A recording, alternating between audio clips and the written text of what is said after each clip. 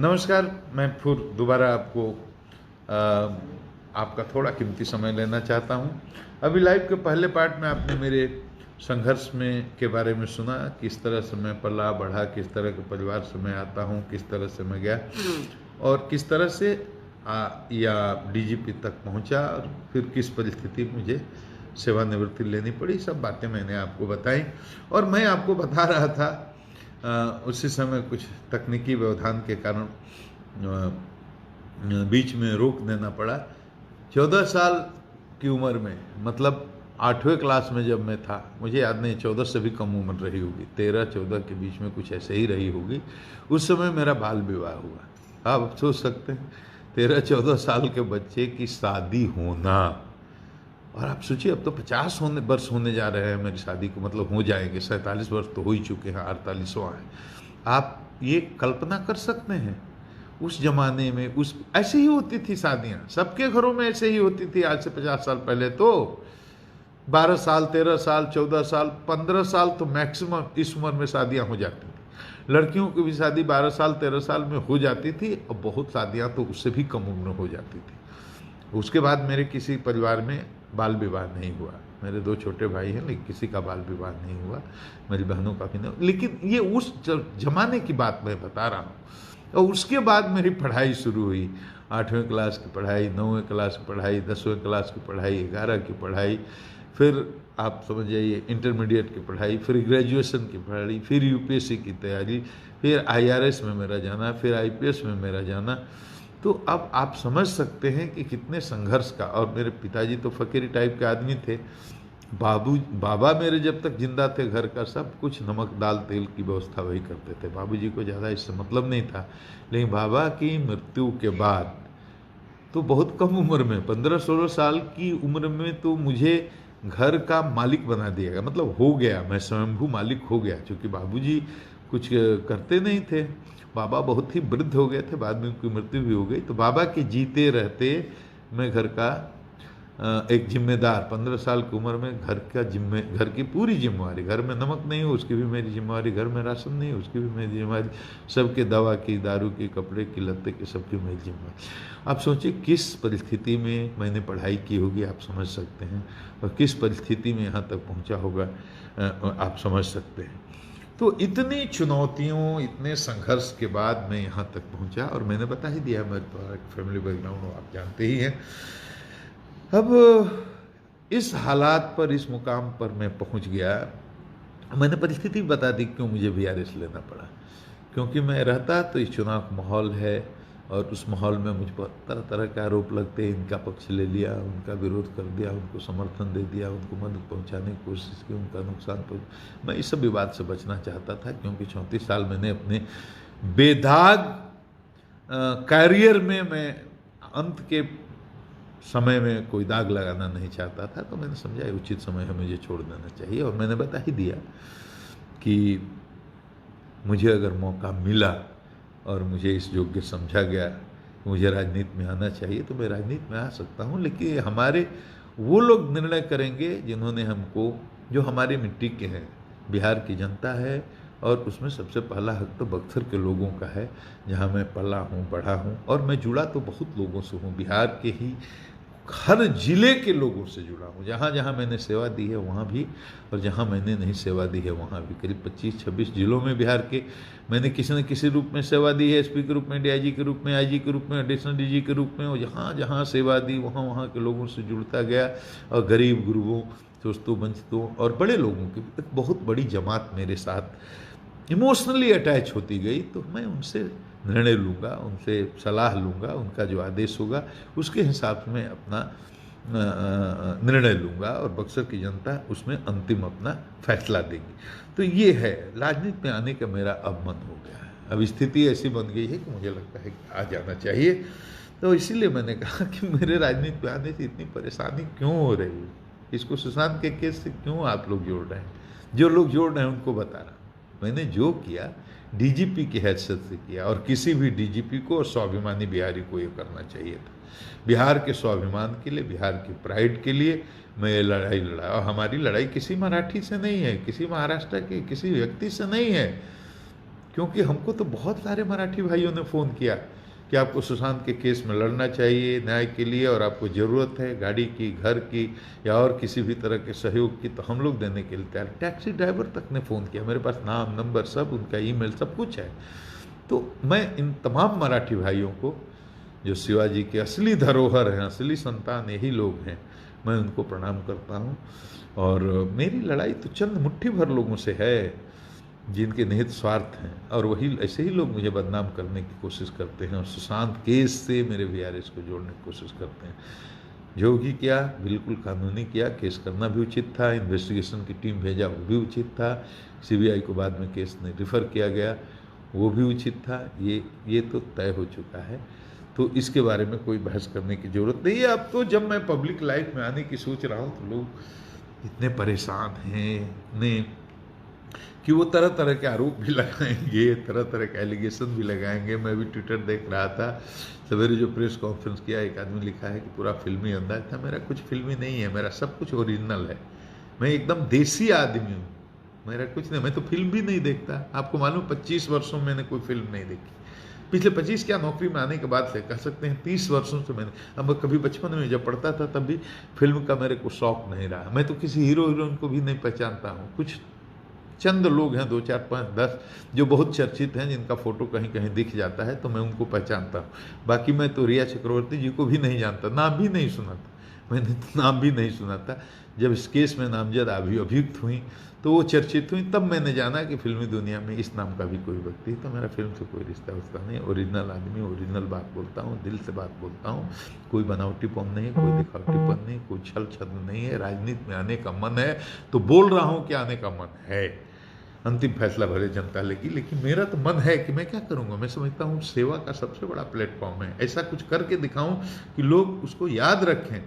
अब मैं चुनौतियों से वाकिफ़ हूँ, मैं वाकिफ़ हूँ। मुझे मालूम है कि सिविल सोसाइटी डिवाइडेड सोसाइटी है, लोग जात के नाम पर बटे हुए, मजहब के नाम पर बटे हुए, दल के नाम पर बटे हुए हैं। और इसीलिए आप देखिए 1974 के बाद कम से कम बिहार में और पूरे देश के स्तर पर भी आप देखिएगा, तो मेरी बात एक एक शब्द को ध्यान से सुनिएगा, कोई व्यापक जनाधार वाला सामाजिक आंदोलन खड़ा ही नहीं हुआ। क्यों नहीं हुआ? क्योंकि लोग डिवाइडेड हैं। अगर एक कोई पदाधिकारी है, चोर है, भ्रष्ट है, या किसी भी तरह से मतलब जनता का नहीं सुनने वाला है, उदंड है, अगर उसके खिलाफ आप आंदोलन खड़ा करना शुरू कीजिए, उसी के जात के लोग उसके समर्थन में भी खड़े हो जाते हैं वहीं पर, ये जानते हुए कि निकृष्ट कोटि का पदाधिकारी है, फिर भी उसके जात के लोग उसके साथ ही हो जाते हैं। तो जात के नाम पर ऐसे अपराधियों को भी, ऐसे भ्रष्ट लोगों को भी, ऐसे नालायक लोगों को भी समर्थन मिलने लगता है। ये नैतिक पतन होने का कारण है।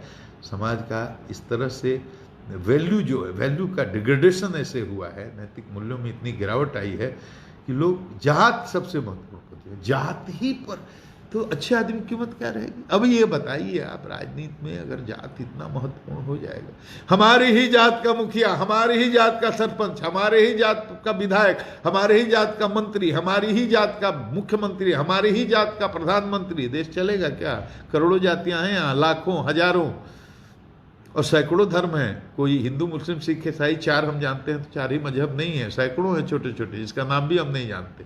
और जातियाँ उपजातियाँ तो इतनी हैं हिंदू समाज में कि जिसकी गणना भी नहीं हो सकती। और सब जात के लोग अगर यही सोचने लगे कि हमारे ही जात का सरपंच, हमारे ही जात का मुखिया, हमारे ही जात का विधायक, हमारे ही जात का मुख्यमंत्री और प्रधानमंत्री, तो ये ऐसे समाज का, ऐसी कौम का, ऐसे मुल्क का कोई भविष्य होता है क्या?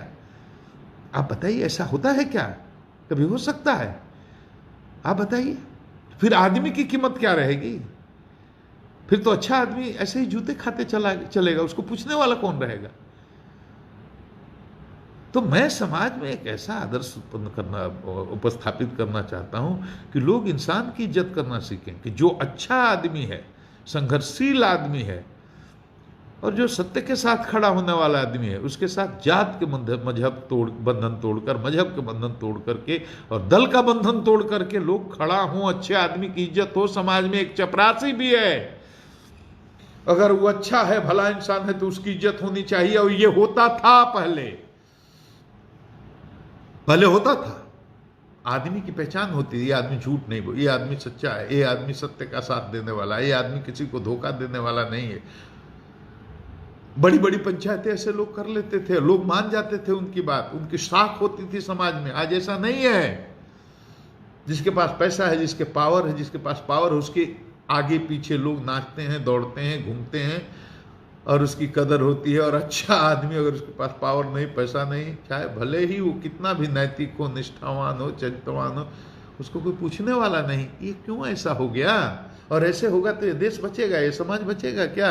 और नौजवानों को तो इस पर सोचना चाहिए, किसी जात के हो, किसी मजहब के हो। सिविल एविएशन में था, आदरणीय अटल बिहारी वाजपेयी जी जब इस देश के प्रधानमंत्री थे, भारत सरकार में सिविल एविएशन यानी हवाई जहाज मंत्रालय में काम करने का मुझे मौका मिला। तो पूरी दुनिया घुमा मैं, सब जगह गया, बाद में भी गया, लेकिन उस समय ज़्यादा कनाडा गया, अमेरिका गया, जापान गया, सिंगापुर गया, कितने देशों का नाम गिनाऊं मैं। लेकिन सबसे ज़्यादा मेरा शौक था या सपना था या ख्वाहिश थी 2 मुल्क देखने की, एक इंग्लैंड और एक जापान। आप पूछिएगा क्यों इंग्लैंड ही क्यों और जापान ही क्यों? इंग्लैंड इसलिए कि मैं जानना चाहता था कि आज से सैकड़ों वर्षों पूर्व, जब साइंस और टेक्नोलॉजी का इतना विकास नहीं हुआ था, जब टेलीफोन नहीं था, जब समुद्री जहाजें इतनी शिप्स इतनी एडवांस नहीं थी और हवाई जहाज का भी आविष्कार नहीं हुआ था और रेलगाड़ी का भी आविष्कार नहीं हुआ था, टेलीफोन नहीं था, कंप्यूटर नहीं था, इंटरनेट नहीं था, उस जमाने में भी इतनी दूर से 8,000-7,000 किलोमीटर दूर से 7 समंदर पार करके और हिंदुस्तान जैसे मुल्क पर, और हिंदुस्तान भी आज का हिंदुस्तान नहीं, उसमें पाकिस्तान और बांग्लादेश को भी मिला दें तो कितना बड़ा हिंदुस्तान रहा होगा। और हिंदुस्तान अकेला नहीं, हिंदुस्तान जैसे सैकड़ों देशों पर उतने छोटे मुल्क के लोगों ने सैकड़ों वर्षों तक शासन किया। इंग्लैंड आप जानते हैं कितना है, बिहार यूपी को मिला दे तो बस। और आबादी के मामले में नहीं, एरिया के मामले में आबादी तो और कम, बहुत मुट्ठी भर लोग हैं और धरती के आधे से अधिक मुल्कों पर सैकड़ों वर्षों तक राज किया। तो मैं जानना चाहता था कि इस कौम में, अंग्रेजों में कौन सी ऐसी खास बात है, इतने कामयाब हुए सैकड़ों वर्षों तक। अब उनके शोषण और जुल्म की कहानी अलग है, उपनिवेशवाद की कहानी अलग है, किस तरह जहाँ जहाँ गए वहाँ गुलामी का संस्कार देकर गए, किस तरह उन मुल्कों का आर्थिक और शोषण हुआ, किस तरह उनकी संस्कृति को विनष्ट किया गया, किस तरह से वहाँ पर झगड़े लगाए गए और किस तरह से वहाँ विभाजन की रेखाएं, दीवारें खींची गईं, वो सब उसके निगेटिव पक्ष हैं। लेकिन मैं ये जानना चाहता था कि इनमें क्या खास ऐसी बात है, इसलिए कि उनके लिए राष्ट्र सबसे ऊपर, आपस में लड़ते नहीं हो जात के नाम पर, मजहब के नाम पर। जापान इसलिए जाना चाहता था कि आप याद कीजिए, जब प्रथम विश्व युद्ध हुआ 1942 और नागासाकी हिरोशिमा पर अमेरिका ने बम बरसाया, कोई नहीं सोच सके, इतनी लाशें गिरी, इतने लोग मरे और कितने विकलांग पैदा हुए, बड़ी भीषण स्थिति। उस पीढ़ी के लोग जो अगर जिंदा हैं उनको याद होगा, हम लोगों ने तो किताबों में पढ़ा है। दुनिया कहती थी जापान कभी अपने पैरों पर खड़ा नहीं हो सकेगा, और जापान में क्या है, कुछ है क्या? हमारे पास तो सब कुछ है, नेचुरल, हमारे पास लोहा है, सोना है, अबरक है, चांदी है, कोयला है, हर खनिज पदार्थ प्रचुर मात्रा में है। जापान में क्या है आप बताइए? गया हूँ मैं, और आप जापान होकर के जब आप इंग्लैंड आएंगे तो आपको ऐसे ही लगेगा जैसे किसी आधुनिक शहर से मध्यकालीन शहर में चले गए हैं, इतना एडवांस है, इतना एडवांस है। मैं जानना चाहता, नागासाकी हिरोशिमा के बाद जब दुनिया को लगा कि जापान कभी अपने पैरों पर खड़ा नहीं हो सकेगा, 2-3 दशक के अंदर जापान अपने पैरों पर खड़ा ही नहीं हुआ, इतनी मजबूती से खड़ा हुआ कि अब इलेक्ट्रॉनिक के क्षेत्र में तो अमेरिका जैसा देश भी उससे डरता है। मैं जानना चाहता था कि ऐसी जापानियों में क्या खास बात है। हम तो आज़ादी के 70 साल बाद भी उतने आगे नहीं जा पाए, तमाम प्राकृतिक संसाधनों के बावजूद। ठीक है, हमारी सीमाएं हैं, हमारी जनसंख्या भी बहुत है, बहुत बड़ी चुनौतियां हैं। लेकिन सबसे बड़ी चुनौती तो ये है ना कि हमारे लिए अपना घर, अपना परिवार प्राथमिकता है, राष्ट्र सबसे अंत में आता है। और जापानियों के लिए सबसे पहले राष्ट्र, उसके बाद परिवार। अंग्रेजों में ही खास बात है। तो राष्ट्र के प्रति समर्पण का भाव जब तक पैदा नहीं होगा तब तक किसी मुल्क की तरक्की संभव है क्या? ये देश बचेगा तब ना हम बचेंगे। नली का झगड़ा, गली का झगड़ा, मुर्गा का झगड़ा, मुर्गी का झगड़ा, खसी का झगड़ा, बकरी का झगड़ा। अरे छोटे छोटे झगड़ों में हत्याएं हो रही हैं, मर्डर हो रहे हैं, कॉन्ट्रैक्ट किलिंग हो रही है। 5,000 रुपये के लिए लोग दूसरे को गोली मार दे रहे हैं, मरवा दे रहे हैं। कहाँ चले जा रहे हैं सामाजिक चेतना? अरे ये समाज, देश कैसे बनता है? व्यक्ति से बनता है, व्यक्ति से समाज, समाज से सुबह, सुबह से ये पूरा देश। तो व्यक्ति की चेतना में गिरावट होगी तो सामाजिक चेतना में गिरावट आएगी, फिर सामूहिक चेतना में गिरावट आने से राष्ट्र की चेतना में गिरावट आएगी, और आ गई है। विश्व गुरु कहलाता था कभी यह भारत। इकबाल साहब ने जब लिखा ना, सारे जहां से इच्छा यूनान मिस्र रोमा सब मिट गए जहां से, कुछ बात है कि हस्ती मिटती नहीं हमारी। कौन सी बात थी? कौन सी बात थी कि हमारी हस्ती नहीं मिटी? मूल्यों के प्रति हमारी प्रतिबद्धता। देश सबसे पहले, ये राष्ट्र सबसे पहले। ये देश बचा रहेगा, राष्ट्र बचा रहेगा, तब हम बचेंगे। हम जात के नाम पर लड़ेंगे, हम मजहब के नाम पर लड़ेंगे, आपस में लड़ाई गली नली छोटी छोटी बातों के लिए अगर आपस में लड़ेंगे तो देश कमजोर होगा, समाज कमजोर होगा। प्रेम से रहना है, मोहब्बत, ये पैगाम लेकर के मैं जाऊंगा और यही करता रहा हूं जीवन भर।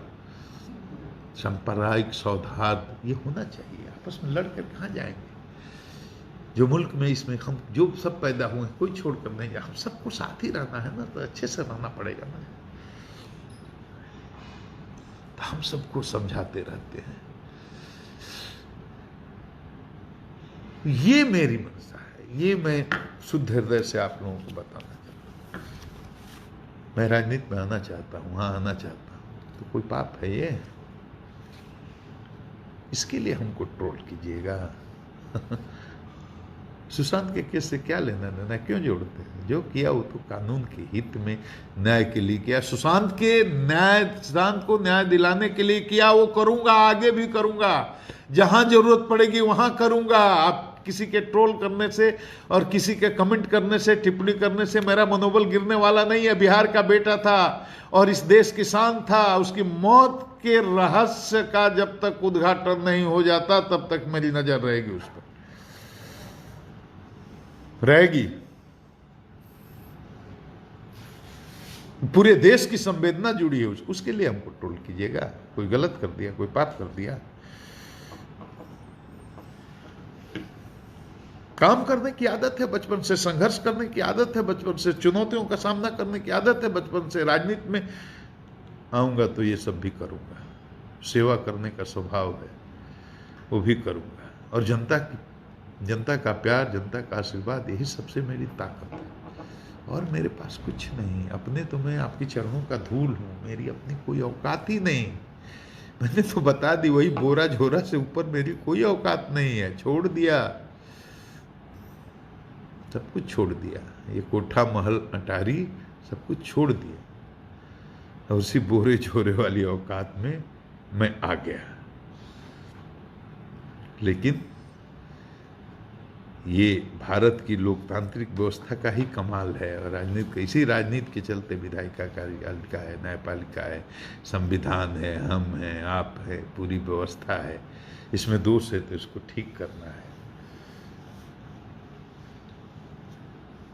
राजनीति में भी लोगों की जरूरत है, अच्छे लोगों की जरूरत है। तो भारत की इस लोकतांत्रिक व्यवस्था को मैं धन्यवाद देता हूं, जिसने हमारे जैसे एक गरीब किसान के बेटे को यहाँ तक, इस ऊंचाई तक पहुंचने का मौका दिया। मैं बक्सर की उस मिट्टी को धन्यवाद देता हूँ। मेरे रोम रोम पर बक्सर के लोगों का कर्ज है, जिनके प्यार और आशीर्वाद से मैं यहाँ तक पहुँचा। लेकिन मैंने कभी उनके नाम पर बट्टा नहीं लगने दिया।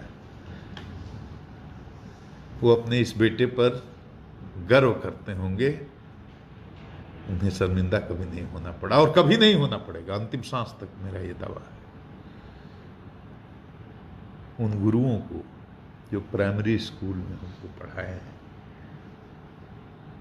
तमाम गुरुजनों को जो माध्यमिक शिक्षा में हमको पढ़ाए, हाई स्कूल में जो पढ़ाए, कॉलेज में जो पढ़ाए, सबको मैं प्रणाम करता हूं। मुझे गढ़ने में, मुझे बनाने में, मुझे तैयार करने में उन सबका हाथ रहा है।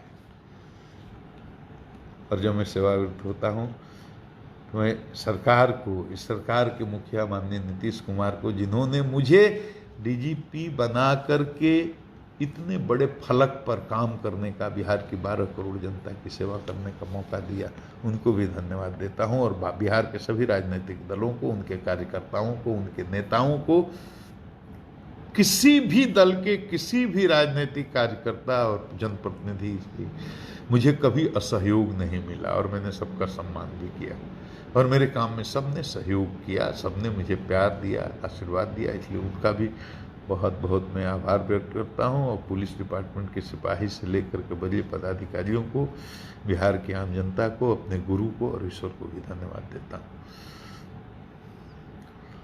मुझे अपना प्यार दें, अपना आशीर्वाद दें, मुझे अब कुछ चाहिए नहीं कोई पद के लिए या कोई लाभ के लिए। मैं केवल सेवा, मेरा उद्देश्य केवल सेवा है, भाषण की बात नहीं है। मौका अगर मिलेगा, राजनीति में आ गया, आपका निर्णय हुआ, मुझे अगर आप चाहेंगे, मुझे आप बुलाएंगे तो मैं दिखाऊंगा, करके दिखाऊंगा। सिविल सोसाइटी डिवाइडेड है, ये बात मुझे बहुत पीड़ा देती है। अच्छे आदमी की भी कीमत होनी चाहिए। जात के नाम पर कितने अंधे हो गए हैं हम, ये बात मैं सोचता रहता हूँ। अकेले में दोस्तों से मैं वार्ता करता रहता हूँ। मैंने जीवन में कभी इस चीज़ को समझने की कोशिश की। मैंने कभी जात पात नहीं किया। मेरे साथ हर जात, हर समाज, छोटे, दलित, शोषित, वंचित, पिछड़े, अतिपिछड़े, सवर्ण, सब जात समाज के लोग मेरे साथ जुड़े हैं और सबके साथ मेरा उतना ही आत्मीय संबंध है।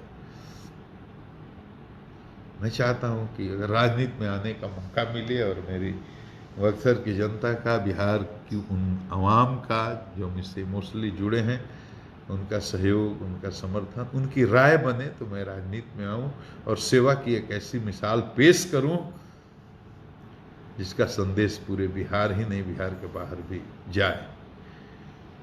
मैं आपका दोस्त, आपका भाई गुप्तेश्वर आम जनता से एक ही अनुरोध करता हूं, जात से ऊपर उठिए ना। एक बार जात पात और दलीय बंधन से ऊपर उठिए ना। आपके आसपास ही बहुत अच्छे लोग हैं, बहुत अच्छे लोग हैं जो हाशिए पर हैं, उनको चुनिए, उठाइए, अगुआ बनाइए अपना। जात का चश्मा उतारिए, दल का चश्मा उतारिए, मजहब का चश्मा उतारिए और देखिए कैसे बदलेगा ये बिहार, कैसे अपना गौरव प्राप्त करता है बिहार। जात के चक्कर में अंधा मत बनिए प्लीज, ये बात मुझको बहुत पीड़ा देती है। आम जनता से मैं इतना ही कहूंगा, सिविल सोसाइटी को इतना डिवाइडेड नहीं होना चाहिए। एक बनिए, तब तो अत्याचार, अन्याय, जुल्म और भ्रष्टाचार के खिलाफ संघर्ष मजबूत हो सकेगा, नहीं तो नहीं हो पाएगा। और बिहार की जितनी बेटियां, माताएं, बहनें सुन रही हैं, उनके साथ कहता हूं, उनके लिए कहना चाहता हूं कि आप चाहें तो बहुत बड़ा फर्क आ सकता है, बहुत बड़ा परिवर्तन हो सकता है। बहुत जागरूकता में आई है, मुझे पता है। जो महिलाएं घरों में दुबकी पड़ी रहती थी, अब वो पंचायती राज व्यवस्था में भारी संख्या में जनप्रतिनिधियों के रूप में आई हैं। बिहार पुलिस में महिलाओं की भारी संख्या में 35-37% आ रही हैं, दरोगा में, सिपाही में, हर पंक्ति। ये बिहार के लिए गौरव की बात है, माताओं बहनों के लिए गौरव की बात है। नारी सशक्तिकरण का यह बहुत जबरदस्त उदाहरण पेश किया है बिहार ने। पूरी दुनिया में अभी कम से कम देश के किसी प्रांत में ऐसा हुआ नहीं। इसलिए मैं इन माताओं और बहनों के लिए जो सुन रही हैं या जो सुनेंगी, उनके लिए कहना चाहता हूं कि नारी नहीं है सपना, नारी नहीं कहानी, नारी की गोद में ही पलती है जिंदगानी। यह घर घर की है लक्ष्मी, सिंदूर बन के दमके, मौका पड़े तो चूड़ियां तलवार बन के खनके, झांसी की रानी हैं आप। जहाँ क्षमा है वहाँ नारी है, जहाँ दया है वहाँ नारी है, जहाँ करुणा है वहाँ नारी है, जहाँ सेवा है नारी है। और जहां अपने को खपा करके भी, लाख कष्ट उठा करके भी दूसरे का सहयोग करने का, दूसरे मदद करने का भाव है, वहां नारी है। लेकिन जहां शौर्य है वहां भी नारी है, जहां पराक्रम है वहां भी नारी है। नारी कमजोर नहीं है। आप अपने स्वरूप को पहुंचाने और एक अच्छा बेहतर समाज बनाने में आप अपनी सकारात्मक भूमिका निभाएं। नौजवान तो पूरी दुनिया की तस्वीर बदल देते हैं। बिहार के नौजवान जग जाएंगे तो बिहार और खूबसूरत हो सकता है। मैं आपको जगाने के लिए आ रहा हूं, सेवा मुक्त हुआ हूं, सबको जगाऊंगा, नौजवानों को संगठित करूंगा। बिहार के नौजवानों जागो सब, और आप चाहो तो बहुत बड़ा बदलाव हो सकता है।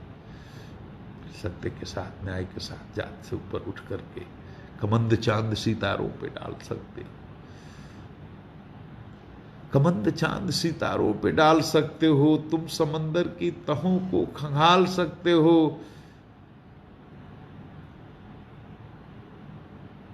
कुछ भी कर सकते हो।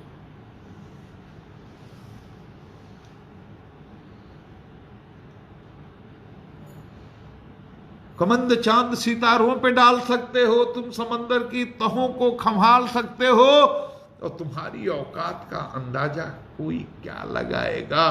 तुम चाहो तो पत्थर से दरिया निकाल सकते हो। जात का बंधन तोड़ करके एक नया समाज बनाना है। बिहार की गरिमा को, बिहार के गौरव को और आगे बढ़ाना है। इस सुशासन को, की सुगंध को और दूर दूर तक फैलाना है। मैं आता रहूंगा। आज बहुत दिनों के बाद लाइव आया हूं। दिल में बहुत सारी बातें हैं, समय की पाबंदी है, इतना ही करके मैं बात समाप्त करता हूं। मुझसे कहीं कोई त्रुटि हुई हो, गलती हुई हो तो आप मुझे क्षमा करेंगे, क्योंकि भावुक आदमी हूं। क्या बोलता हूं वो इमोशन बोलता हूं, हृदय से बोलता हूं, कुछ सोच के बोलता नहीं। कभी कभी गलती भी हो जाती है। मैं आपका दोस्त, आपका भाई, बक्सर का बेटा, बिहार का सिपाही गुप्तेश्वर पांडे। नमस्कार।